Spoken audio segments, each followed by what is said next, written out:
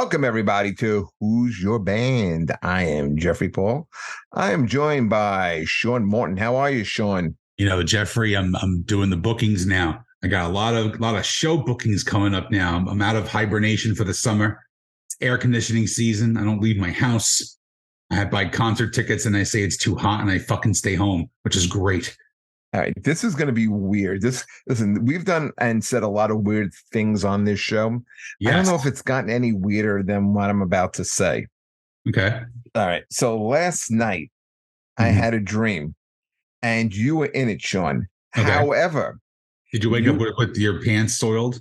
In the front? I woke up and the back of my underwear had blood on it. I don't know. Can't explain it. I don't want to brag. I can't explain it. But the thing is, I really had a hard time getting to the gym today, is all I'm going to say.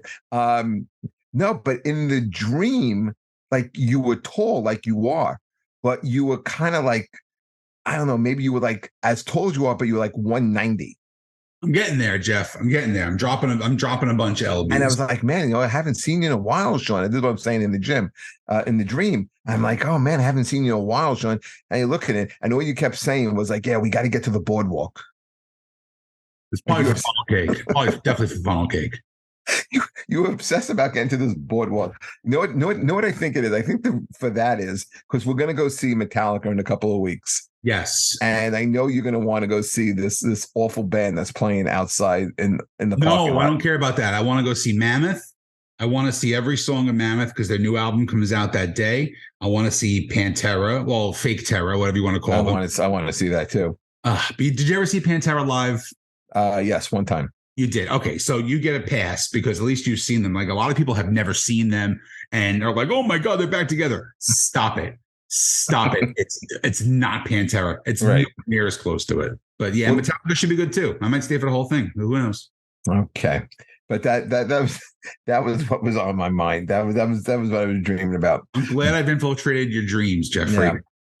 But I'm excited for this show, and I say that a lot when we intro people. But I've been really looking forward to this one. I like this guy. This guy, okay. This is a guy I didn't recognize because he's looking good these days. He's got a cap on. You're gonna see him. He's wearing very cool glasses. He is a singer. He is a comedian. He plays, he does opera. He's in the band 33 and a Third Live, the Killer Queen Experience. He's the lead singer of that. And we welcome to the show, Justin Gonzalez. How are you, Justin? I'm doing good, guys. How are you doing? I'm Sean. I'm glad you got that $5. That's great. Yes. Fucking dumb Woody Allen glasses. You gonna bang your friggin' stepdaughter now too, you prick? Oh, dude, no, actually, no. And he has a stepdaughter, okay? Oh my God, do you really? Yes. Oh shit, that makes the show even better. This is awesome. We haven't even started yet. No, actually, we're not going to do that. But this is good. This is a different type of show today because today what we're doing is something that our listeners really seem to love. And we are counting down the top 10 songs of the band Queen. And I couldn't think of a better guy than to bring in for this than Absolutely. Justin, since he sings these songs. So I'm very curious to hear what his top 10 is. I'm sure, I have a feeling our top 10 is going to be, all of ours are going to be very, very different. I think our number ones are going to be very, very different. And I say, like, we get right into it. So let's start with our guest. Let's start with Justin. Let's start with your number 10 Queen song. Okay, my number 10, and I didn't hear it, and I didn't know until later that it was actually the band that it was Queen that was singing this, and the song is "Princes of the Universe." Oh wow, that's from a movie. So my father was such a huge Highlander fan, and that was the Highlander TV series. That was their theme song. Oh wow, okay. And so we would listen to that every week, and I just remember just it being such a driving, rocking song that I never put two and two together. And of course, as we continue to talk about these songs, so much of their catalog is all over the place stylistically. Absolutely. They do not stay in just one lane. They're not just one sound. I mean, and it's tough when you look at, you're thinking of 10 songs to encompass the career of a group like Queen. You know, there's some of their songs that I left off, like their vaudeville stuff, you know, Lazing on a Sunday Afternoon or exactly. It was Seaside Rendezvous. Doing this list was not easy. We had Mark Riccadonna on a couple of months ago, and we did a Mark Riccadonna. You've heard of him? Yeah, I've heard of him. Yeah, okay. And speaking of pedophiles, anyway. Oh shit. So we did Springsteen with him. Oh, geez. That was one of the hardest lists I've ever. And that was a hard one. I thought this was very hard. I mean, just coming up with, first you write down your list of songs, then you have to like, what am I going to leave off? And you're like, well, I can't leave that off. I can't leave this off. But that was an interesting one. Sean, what would you say your number 10 was? All right, so I'm going to go on the record right away and say that my list is going to be very boring because I do go deep with Queen, but I think that the hits that they have are just monsters. You know what I mean? But I think I started with number 10 with a song that I kind of found late and I found by mistake. Sail Away, Sweet Sister. Oh, wow. See, I think already you guys both went kind of deep with tunes. That's the rest is not deep, Jeff. I'm telling you right now. The rest you can hear on any radio station. Because we're gonna be counting down the list of our listeners, and I don't remember seeing that one on almost anyone's list. So that's a pretty good one. I'll tell you why I like it too. I don't know if you know this. I mean, everybody knows I'm a huge Guns N' Roses fan, and like in the early 90s when they were doing a lot of touring, right before Sweet Child of Mine, Axl would sing the chorus to this song a cappella, and it would go right into Sweet Child of Mine. And I had originally, as a kid, I didn't know it, so I thought that it was actually just some lyrics that he had written. And then I'm playing the game, and I hear the song, and I'm like, oh shit! And I put two and two together like 25 years later. So then I started really getting into that record, and I think it's the whole album, top to bottom, is a very, very underrated record. So solid album. Yeah, it really, really is. All right, I'm gonna give my top 10, and before I do that, I just want to say when I'm leaving off, and I wonder if you guys did the same thing. I'm leaving off Bohemian Rhapsody. I did not. Only because it was the very first song I ever heard by Queen. It got me hooked. I think the song has been overplayed.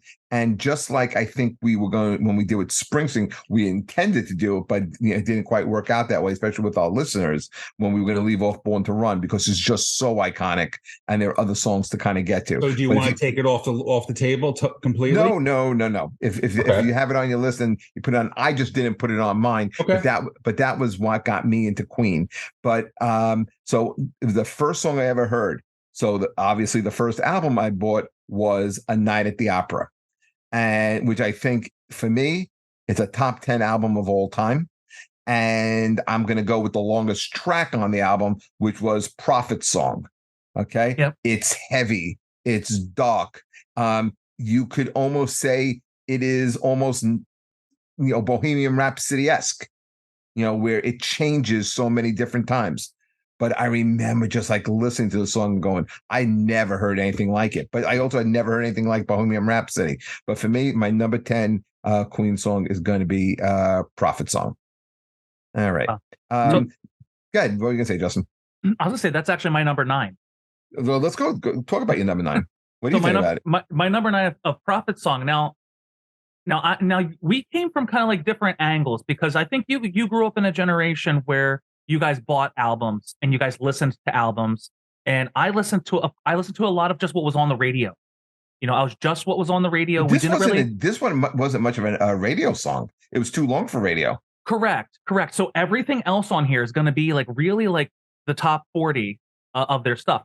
Now, Prophet Song, the reason I got into this is because the tribute, 33 1/3 Live Killer Queen Experience, when we first started, all we did was perform the album A Night at the Opera. That was it. Oh, wow. Yeah. So we just went out on stage. We dressed in formal wear. I wore tux and tails as if we were returning from A Night at the Opera. And we performed this album top to tail. Oh, I love that. And so it was amazing, How did the audiences respond to it? You know what? When they saw us walk out on stage to the introduction, because we walked out onto stage to the recording of God Save the Queen, Queen playing God Save the Queen. And then right out of that, we would launch right into the beginning of Death on Two Legs. and the audience were just like, wait, wait, wait, wait, wait, wait, what is happening? And that guy definitely looks more like Fatty Mercury than Freddie Mercury, you know? So more of a Freddie Jupiter, if you will, you know? And so it's like the people, it wasn't until like the third song that they realized they're not lookalikes. What they're doing is they're recreating the album live on stage. And so the fact that our idea of what a tribute is very, very different. But the fact that we had to, of course, meticulously learn how these arrangements were different than how they performed them live, but also to really learn the stories behind them. Because, you know, I have a theater background. I have an opera background where when we sing, we're singing stories. And so how do I sing these stories that drastically change? And so sitting down and learning about that the Prophet song originated as a nightmare that Brian May had of this, you know, dystopian world. And you listen to it and you're like, my gosh, this sounds like a Rush song. Like this is like prog rock at its finest. Then you're not expecting it to come from That's Queen. a great take on it. It is like a prog rock song. That's a great, it has 2112 overtures to it. Yeah, absolutely. Absolutely. And then there's that insane loop section where Freddie's singing with himself in the middle. And there's this kind of Greek chorus that comes in that then just smashes you in the face. That's with the guitars. Now I Know part. Yeah, exactly. And we do that live on stage with 3 singers. I don't do it with a loop. So we do it. It's spectacular. It really is. And it's just one of those things that kind of gives me just chills, especially this concept of now I know. And what does each time we say it, what does it mean? Because each time it's something different. And you know, and how does it grow and why does it grow? Why does it grow into this angelic chorus for it to all kind of just smash back down into this rock and roll reality? But you know, Justin, that is like the Galileo part, the Now I Knows. Exactly.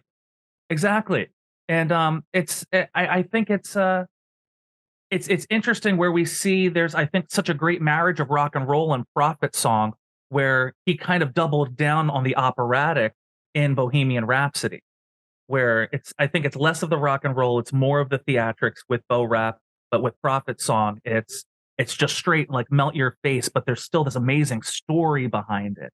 And that's why I couldn't leave it off the list. It's definitely heavier. A complete song as opposed to Bohemian Rhapsody is the end part. I'm gonna go 9, and then we'll bring Sean only because of what Justin said, because not my number 9 song is Death on Two Legs, also off of Night at the Opera, opening track.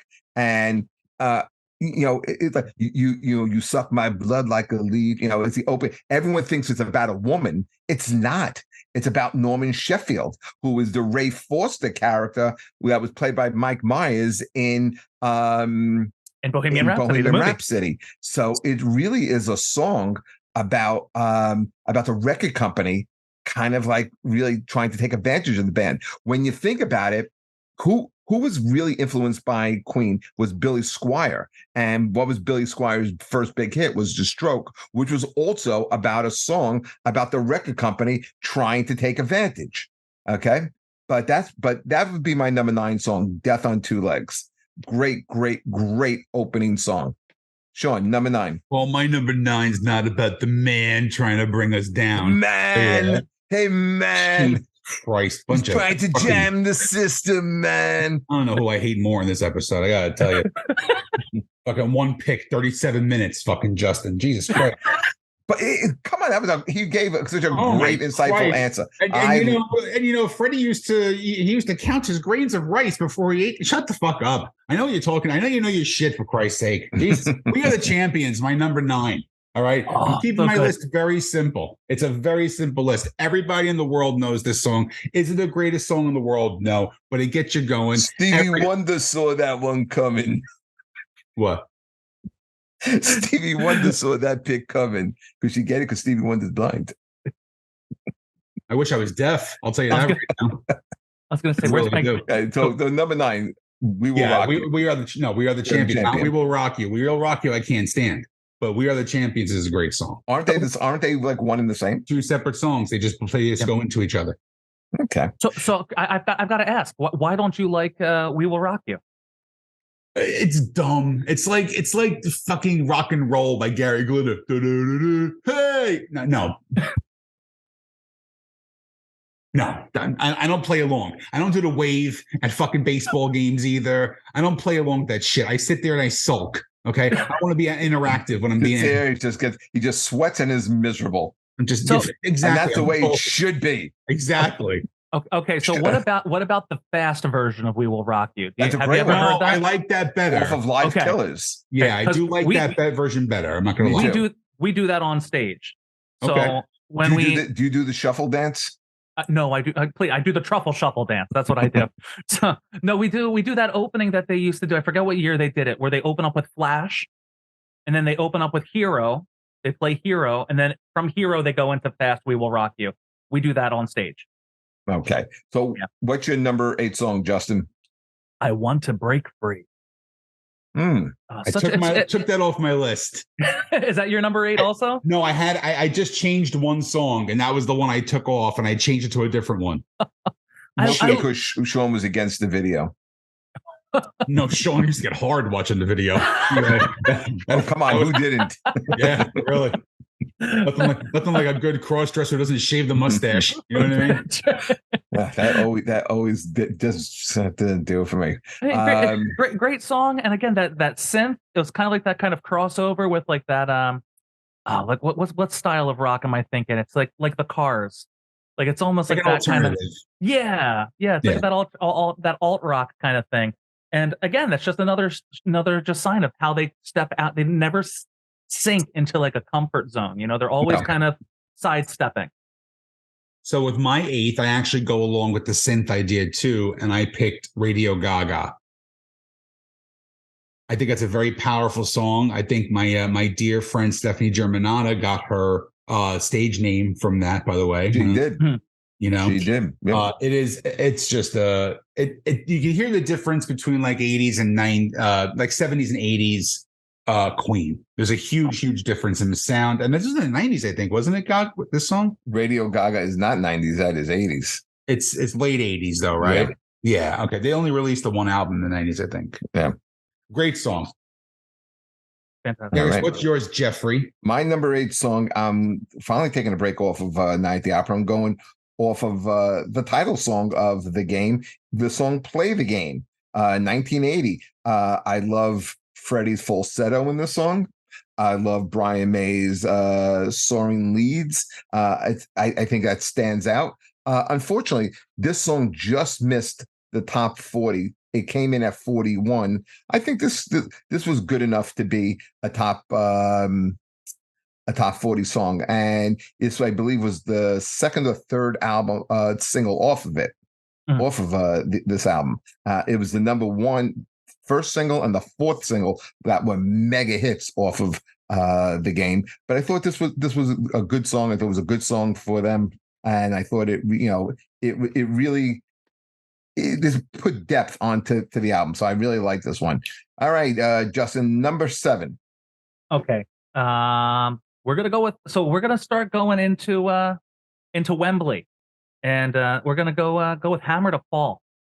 Oh, that's a good one. Sure. I mean, just like all like right from the chest, you know, and just the whole concept of that they just want us to just shut up and just say that we're gonna play along with everything, and no, we can't do that. That we have to keep thinking, and that we just waiting for that hammer to fall, but we got to be prepared. And I just love that song. Love it.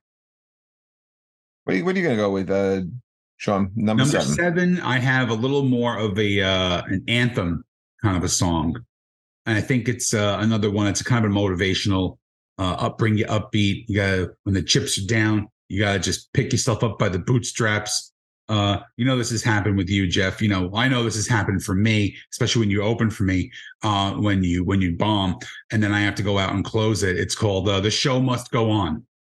Yeah, it's that low on your list. Number 7. Yes. Wow. It's a great song. I have it much higher, and I'll get to it later on. Good, but we agree on that, though. I think that's when there's certain things with Queen. I thought the way you were setting it up, I thought you were going to say, if you can't beat him, join him. No. I don't ever bomb. So why would I join you? But the thing I love about Queen is that they're such well-written songs, but they don't even realize they're creating these anthems. You know, these are like, these songs transcend other stuff. You know what I mean? Like, they're not like Green Day and shit like that. The show must go on. When you listen to the fucking lyrics, man, that is how many, look, you've sang with a fucking sore throat. Jeff, you've performed and acted when you didn't feel great either. We all go through the same shit. And it is the true story. I mean, I've had to deal with shows on horrible occasions. Show must go on though. Yeah. Okay. Well, for me, number 30, for number 7 is the song off of Night at the Opera, 39. Okay. The only song on this list that is, for me, that is not sung by Freddie Mercury. It is sung by Brian May. And it's a song about space explorers, which kind of makes sense, especially at the time that he wrote it, because at the time he was working on his thesis in astrophysicists. So when someone says, what are you, some type of astroscientist? Yeah, the guy is an astrophysicist now. Okay, he's a bona fide astrophysicist. But this is what 39 is about. But it's a great song that's just played on acoustic guitar. And it is, he sings it great. It's still part of their set. And great song. Okay, let's get to number 6. And we're going to the end of the first half here. So number 6, what are you going with? I'm going with Radio Gaga. So this whole next section, I'm gonna, the spoiler right out the gate as we tick off. It's going to be Live Aid. I mean, that was the first time as a kid that I saw them live, was that video. And it's just, that what totally blew my mind, that 4 guys could hold the entire world in the palm of their hand the way that they did. So this whole next section is going to be that for me. But Radio Gaga, just, I mean, out of this world. Seeing that whole audience with their hands up clapping, I mean, I had that moment once with our band. We played at a big outdoor festival, 3,500 people in the audience, and to see them all with their hands up clapping, like, are you doing this song? It took everything in me not to cry, because it's like that's the closest that I'll ever be connected to Freddie Mercury, is to see that moment. Because I know that people aren't doing that for me. They're doing that because they remember laying on the shag carpet, listening to the vinyl. They remember being in JFK Stadium, watching it on the screen. It just meant so much that I could be connected with them in that real moment, and just being a part of that. Radio Gaga, such a great song. It is a great song. John, what would you say your number 6 is? Number 6 has a special place in my heart, because these kind of people have special places in my heart.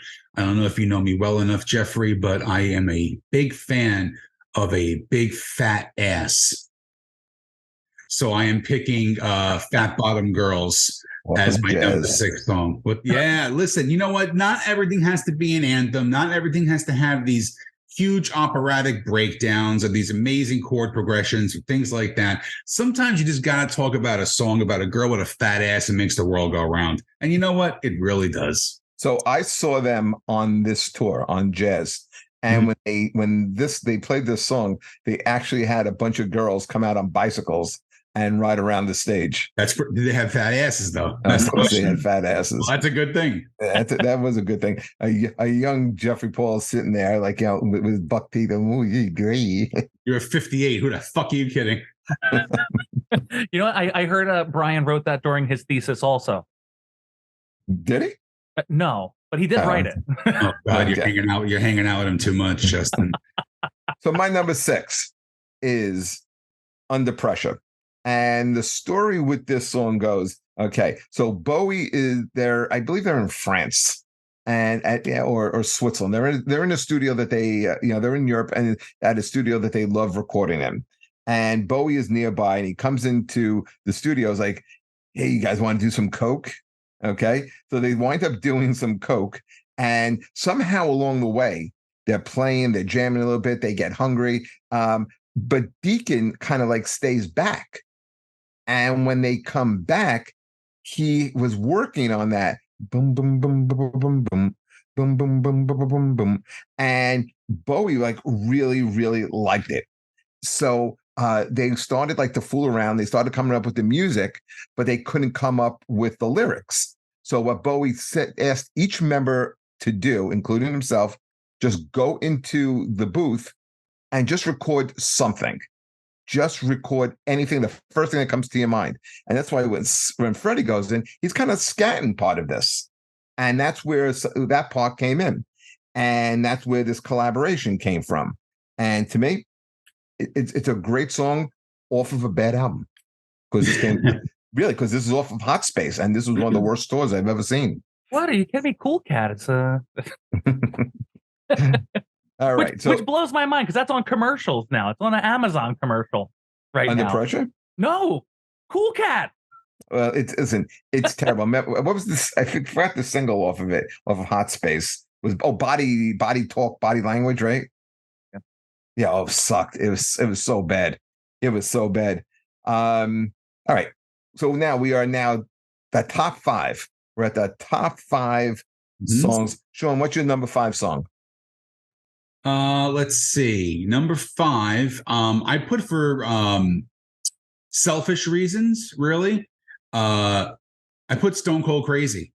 That's a good one. I'm surprised that high, but it's a good pick. It's a little high. I could have dropped it down a little bit, but I just love it because it's really, really heavy. And the fact that a band like Metallica even decided to cover it.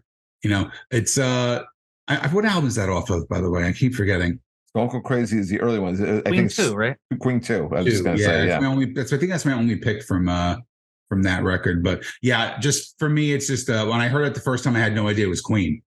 Interesting. I thought it was a different band like Thin Lizzy or something like that. But I've always liked this since I was a little kid. Justin, number 5 for you.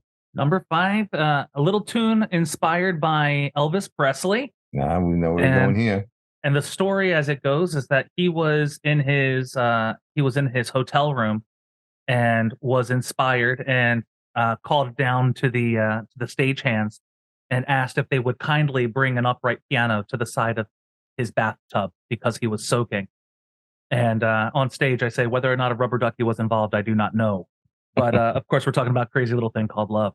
Right. That is very Elvis inspired. God, straight up rockabilly. I mean, first single off the game.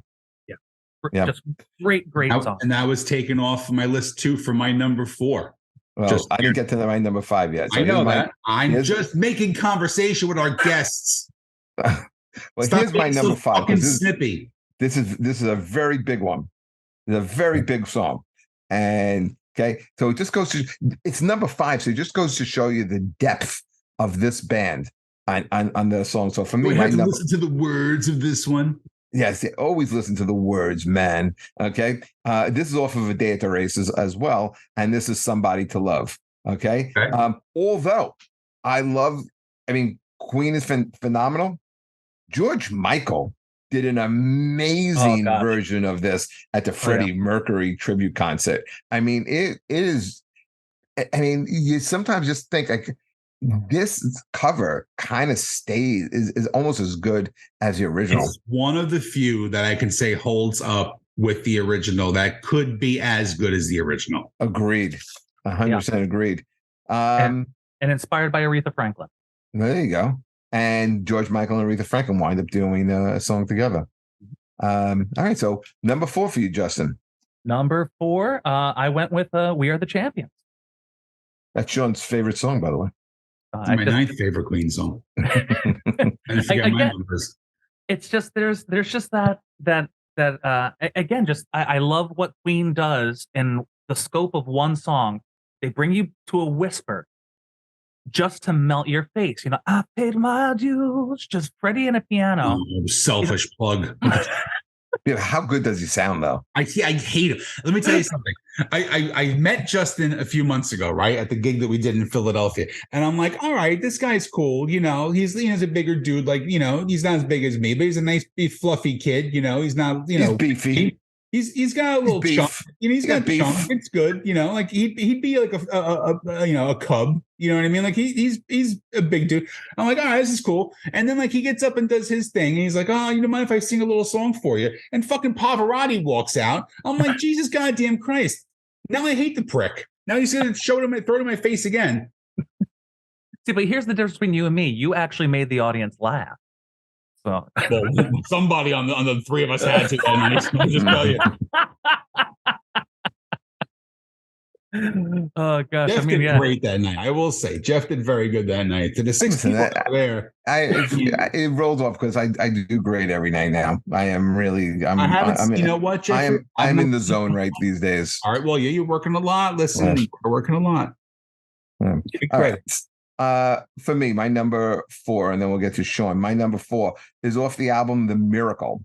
And it's I Want It All. And here's the interesting thing about it.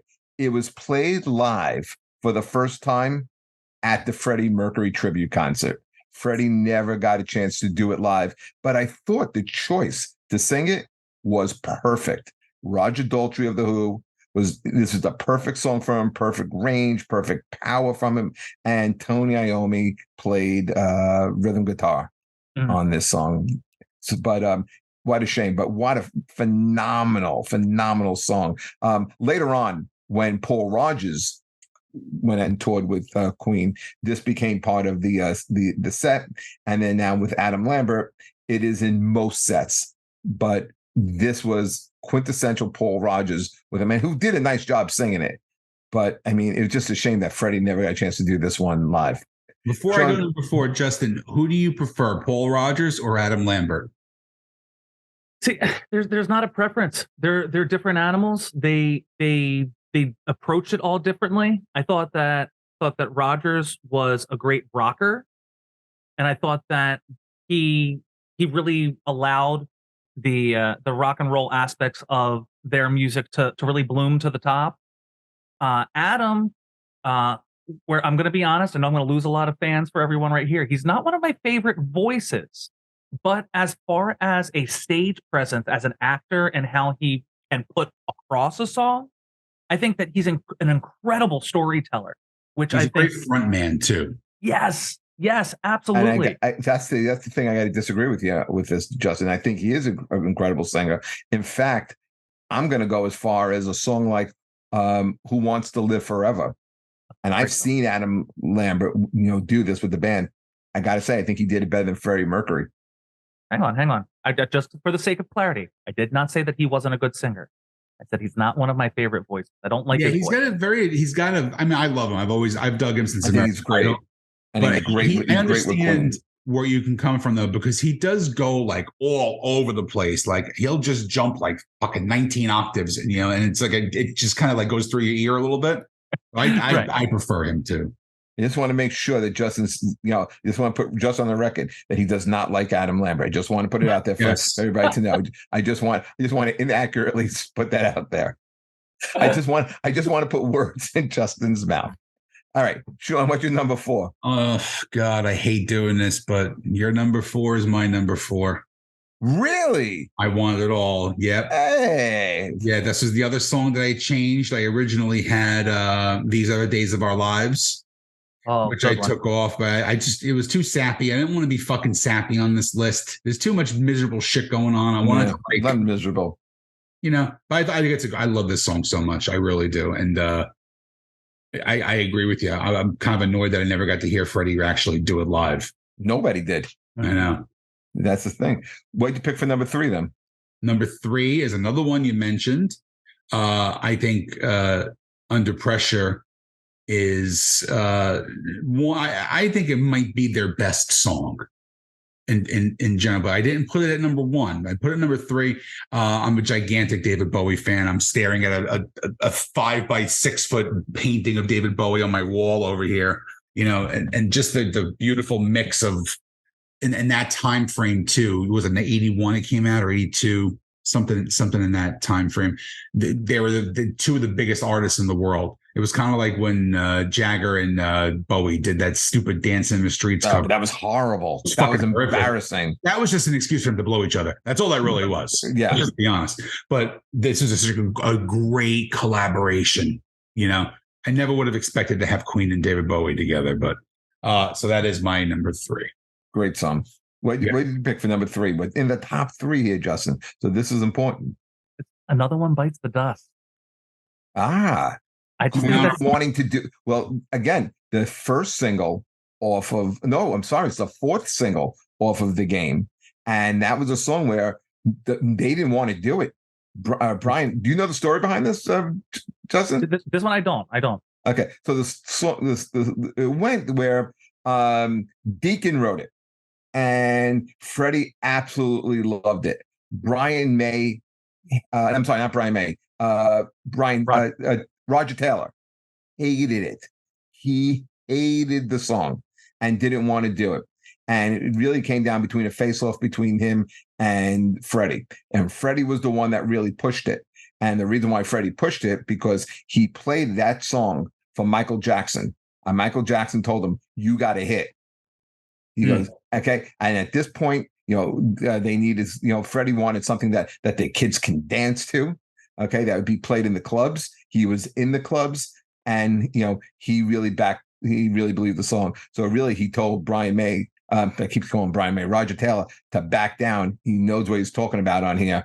And it's a good thing he did, because this became the biggest song off of that album. Yeah. Yeah. And it's another one of those things too, when you listen to the album versus how they perform it live, that it gets all the rock and roll edge and that faster tempo, because they play everything so blazingly fast live. And when you listen to these recordings of them doing Another One Bites the Dust live, it's very, very fast. It's very, very driving, but it sits back in the pocket, and it makes it like a really good, almost like disco tune. Well, that's what it is. Yeah, it's just a straight up. There were remixes of this. Yeah, but I love that all of these songs. It's like it's an outfit you can wear two ways, because it can be more grungy and more rock, but it could also be a little bit more laid back and a little bit more smart at times as well.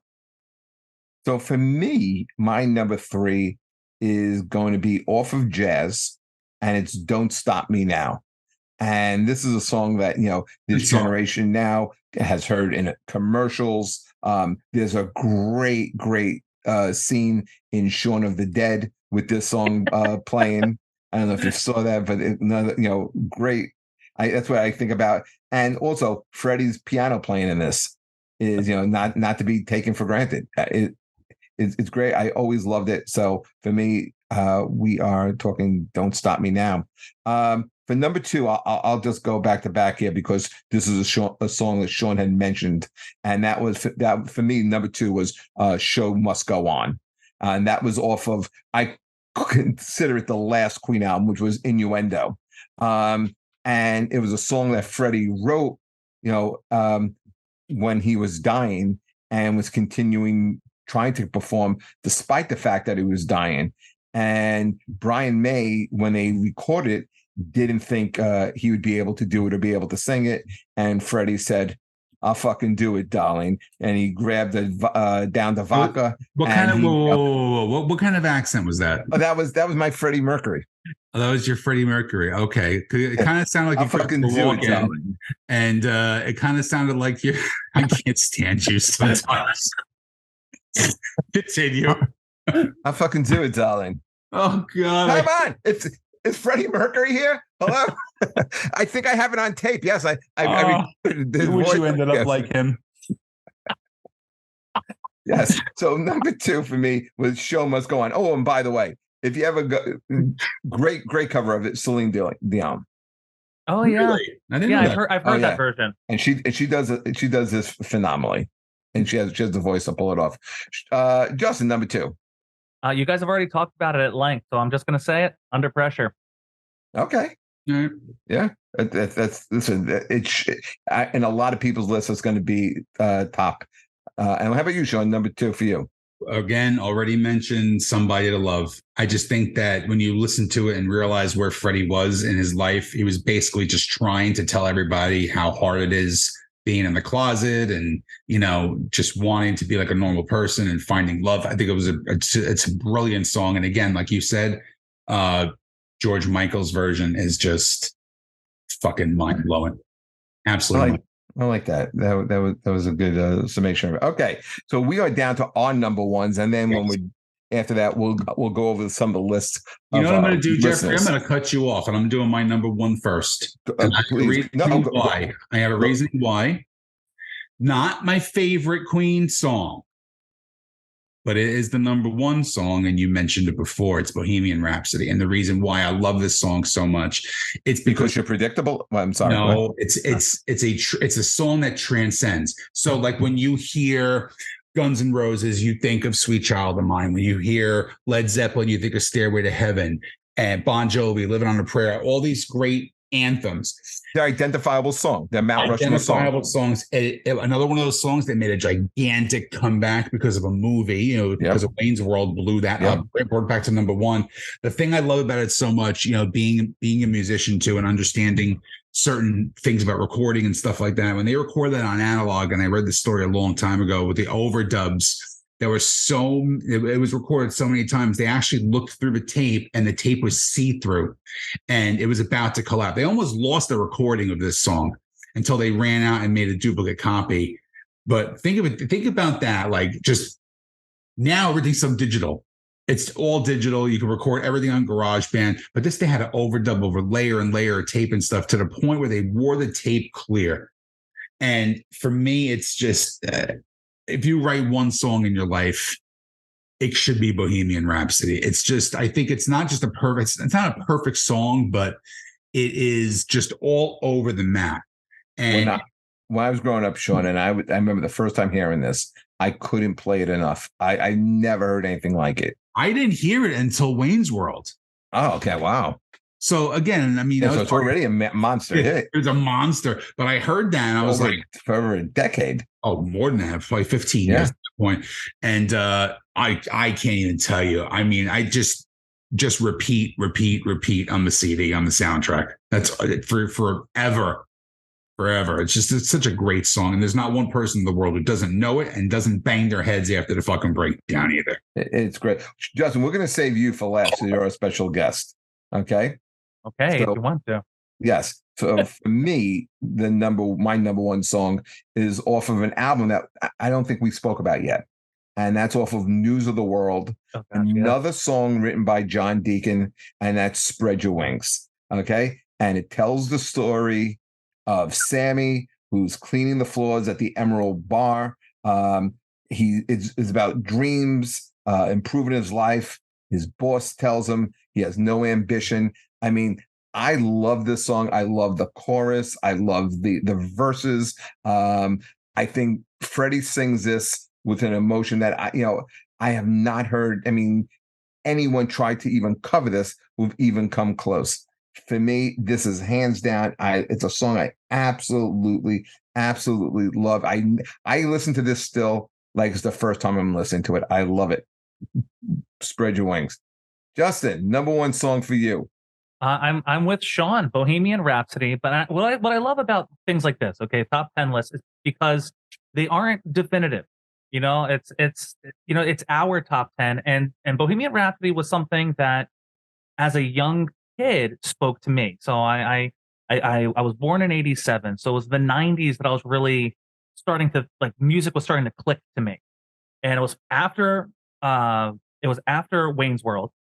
But I remember being in the car to go pick up my sister from cheerleading practice with my dad, and we'd always be listening to the radio station, and I would pray. I would pray that this song would come on the radio, because I mean, it gave me every bit of dopamine I needed to survive as a young child. It did, because again, there was these moments of melancholy. There's these moments of operatic insanity, but then just that rock and roll. So you think you can stone me and spit in my eye? I'm like, thanks, yes, all of that. But then to melt back into the operatic, and then nothing really matters. At the end of it, and almost.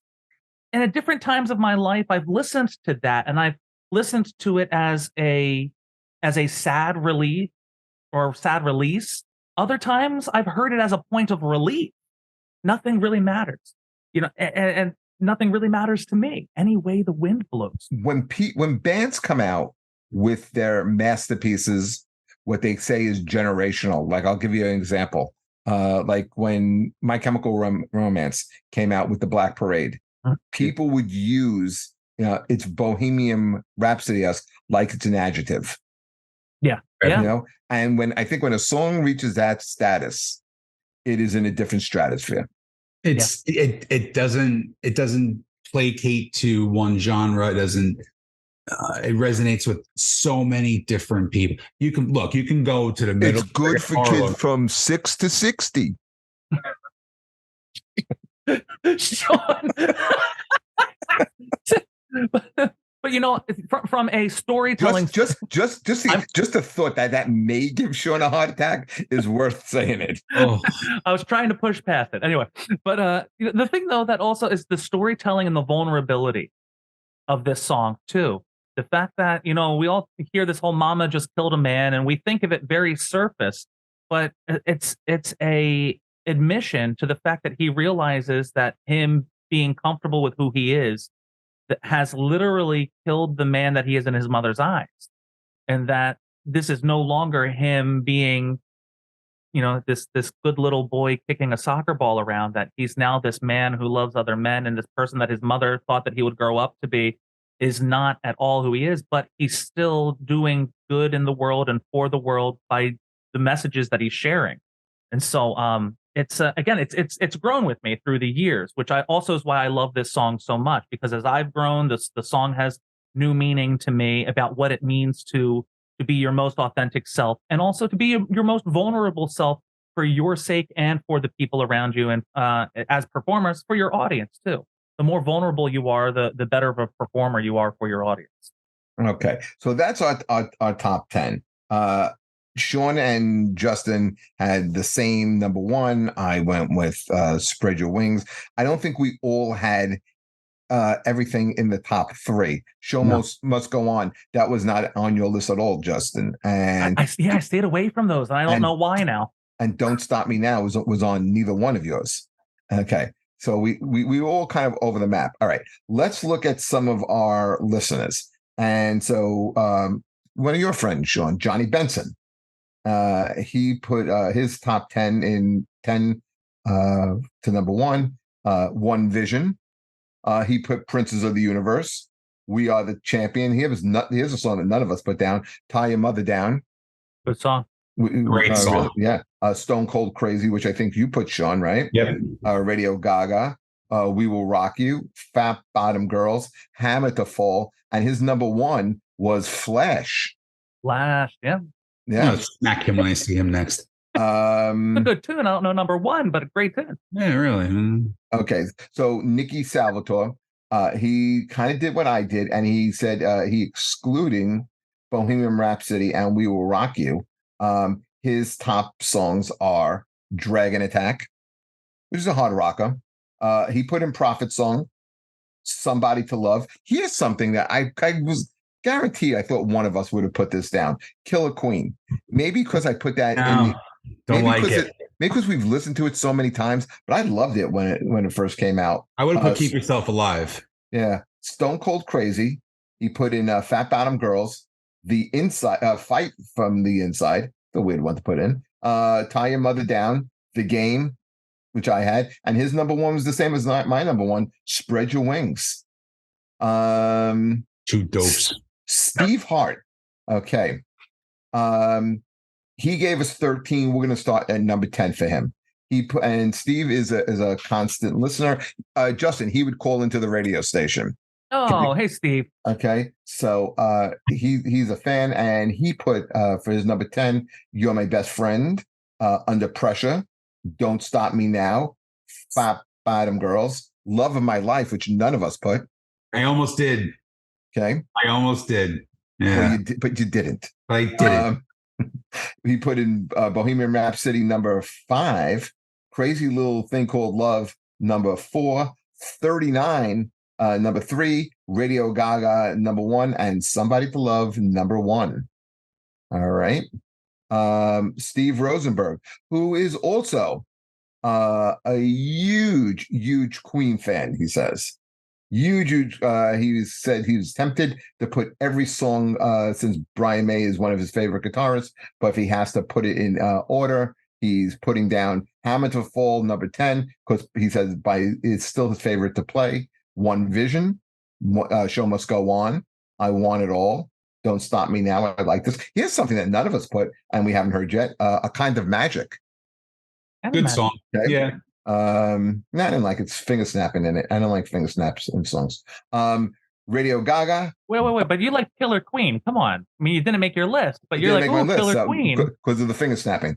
But Under Pressure, didn't that make your list? It did make my list. That has finger snaps. But it also has Bowie.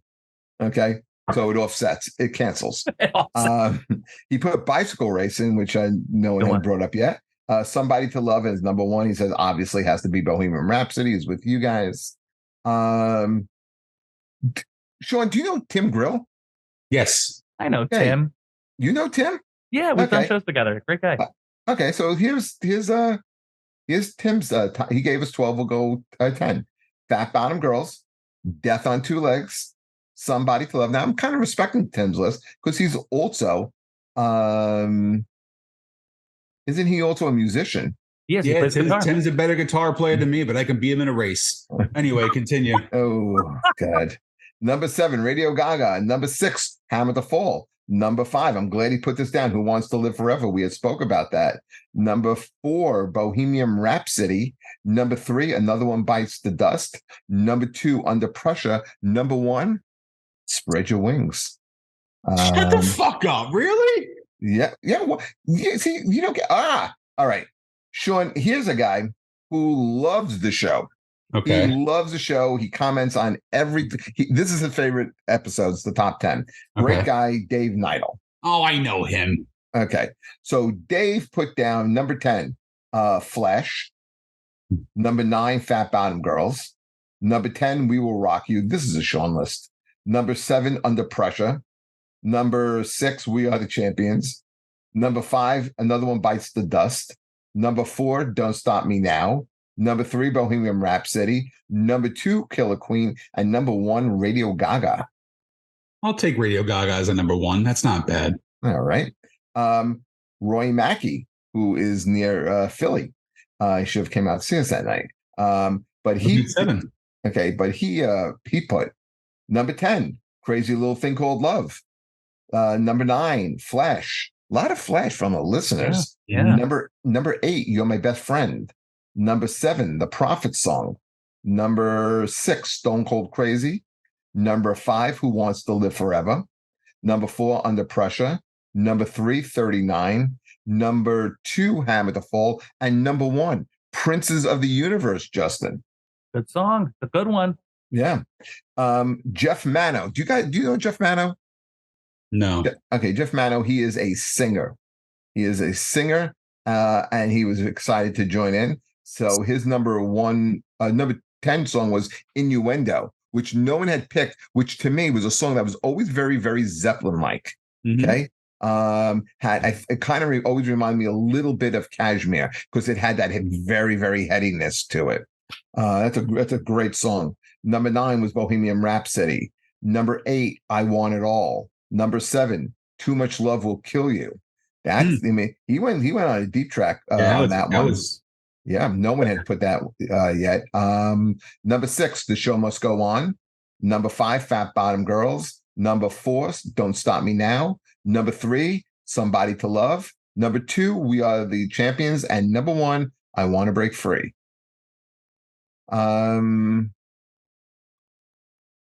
Sean, just because you like this guy, I really former guest. He just put down one song. Remember Ian O'Malley? I love Ian O'Malley. He's coming to my gig in September. Okay, so Ian said, "Now I'm Here," which was a great song. Oh yeah, and he says contains everything about Queen that is amazing, including hands down May's best heavy, catchy guitar riff in any of their songs. I kind of agree with him. And this is a guy who kind of knows his music a little bit too. I would say fucking radio god for like 40 years, for Christ's sake. That's right. He was a great guest on the show. We used to open up our second set of the show with that, just because our guitar player would walk out just jump. Everyone would be like, "Oh my god, what's happening?" And then we'd all walk out. That's a great way to start off. Coming back from an intermission because it's hard to get going. Exactly. All right. So on our last list from Joseph Peter, and he put "Keep Yourself Alive," which is a great song. And it was done not right in the movie. I Want It All, Radio Gaga, I Want to Break Free, Somebody, Don't Stop Me Now, Bohemian Rhapsody, Somebody to Love, You're My Best Friend, Bicycle Race, and his number one Queen song, Under Pressure. So what do you guys think about these lists? I think a lot of people love big fat asses is what I think. I'm not the only one here, apparently. Now, here's a couple of songs that I don't know if it made anyone's list. Did anyone talk about Let Me Entertain You? Did that come up at all? Not at all. Great song. Or Flash's theme. Yeah, no, it's great song. And I know our band, we've talked about that being a open up the second half type of song also. Let's walk out to Let Me Entertain You. Yeah, that's a great one. And also another one that was great on the live album. Yeah. But again, an iconic band. And again, these lists are really hard to do. But when you start to go through this and you just realize the depth of these bands, it's like, is there anyone in new music today that will ever come with the depth? Because it was a third list like this, because we did Metallica. We did Springsteen, and now we're doing Queen. We've done more than that, I think. I don't think we've done band songs. Really? I think I have another one in mind. Then we've done drummers, we've done singers. I think we did guitarists. I don't think we've done too many of these, and these always seem to be the ones that people love. Yeah, it's easy, it's fun, it's participation too. Yeah. And another interesting thing though is we can come back in 4 weeks, do this again, and the list can be totally different. That's right. I feel like I wrote this list from one point of view, but if I took some time to write it from another aspect. I agree with that. I could do a top 10 Guns N' Roses list and give you the top 10 best songs that people will think, and then I'll give you the real top 10 Guns N' Roses songs. You know what I mean? Did we do Guns N' Roses? No, but that's going to be our next top 10 list, and we're going. But here's the thing with Guns N' Roses: there's not a wealth of catalog to really choose from. Yeah, there is. They put out 2 albums that had 167 songs on the freaking 2. Listen, 127 episodes, and you're gonna fucking make fun of me stuttering, you stuttering, mumbling prick. I have to deal with this every goddamn episode. I stuttered one time because I'm a little high, and you got to make fun of it. Go ahead, end the show. I'm done with you today. I feel the love. It burns. I need an ointment now. But yeah, I wish it was fucking burn. That reminds me of a joke. Justin, when pigs get hurt, what do they put on their sores? I believe it's an ointment. It would be an ointment. That's right. And you wonder why the show was canceled. Justin, where are you going to be? So this weekend I'm going to be in Medford, New Jersey at Studio 67. Which later gigs? Because they're not going to hear it. This is not going to come out next weekend. Yeah, by the time Adam puts us on, we'll be in our Christmas episode. Freddie will be back and racing the dead. Yeah, hear that, Adam? Start putting some of these episodes up. Well, then here's what I'll tell you. Go on to the interwebs. Justin Gonzalez tenor, as it says. I think it might be over here. Yep. That's on my website. That's my Facebook, my Instagram. I have shows coming up through the summer. I'll be performing all over the place. I'll be singing. I'll be doing comedy. I'll be doing jazz. You name it, I'm doing it. And I would love to see you there. So one more time, where could they find you? Justin Gonzalez Tenor. That's .com. Justin Facebook. Gonzalez Tenor. That's it. Okay. How about you, Sean? What do you got coming up? Anything cool? The benefit show I'm throwing for one of my dear friends who passed away is officially sold out. Nice. Sold 200 tickets, so I'm very happy about that. And then we are going to start doing some stuff. I have a couple things I have to text you privately about to see if you're available. I'm going to have me and Jeffrey doing some shows together. And the one thing I want to really plug, and again, I don't like to do this very often, but I am very proud of Jeffrey, the Laughing Stock Comedy Club in Granville, Pennsylvania. Every week, it seems like the shows are getting better and better and more packed. It is very hard to be a comic and open a club at the same time. So we're all asking Jeffrey to stop comedy and just focus on running the club, which I think is the better option. So, if you live near Hershey, or if you're taking your rotten kids to Hershey, get them all fucked up, bring a babysitter. They'll be asleep by 8, go to the show, and you'll see some good people. Yeah, we have some great shows coming up. We have We have come up. We have Don Jameson. We have Joey Gay. We have a special event coming up on middle of August. We have Gaspari Randazzo. He's blowing up on the internet. He's a big internet guy. We have Gino coming up, and in the fall we'll have Sean Morton there. But right now, yeah, I mean, please come check out Laugh It's Not Comedy Club. And if you listen to this show and you go on the website, okay, and you put in promo code, okay, funny50, you'll get 50% off tickets. Okay, that's they pay full price. Can they punch you in the dick? For full price, they can. Yes, if they pay double, they can punch me. Okay. Okay. Isolate that track, Adam, and I'm going to start mailing out gift cards to everybody to pay double their admission price. Yes, we'll put in a special bonus code where for an extra $20, you get to punch me. Yes, promo code Dickless Wonder. That's what it's going to be. Because by the time they're done, it ain't going to be there anymore. But other than that, please, guys, continue to subscribe. Please continue to share and continue to follow us. And we will catch you next time on Who's Your Band. Thank you very much, Justin. This was fun. Yeah, good to be here, man. I'll see you soon, man. Yeah, man. You're a good dude, man. Yeah, dude. You're a good dude. All right, we're done.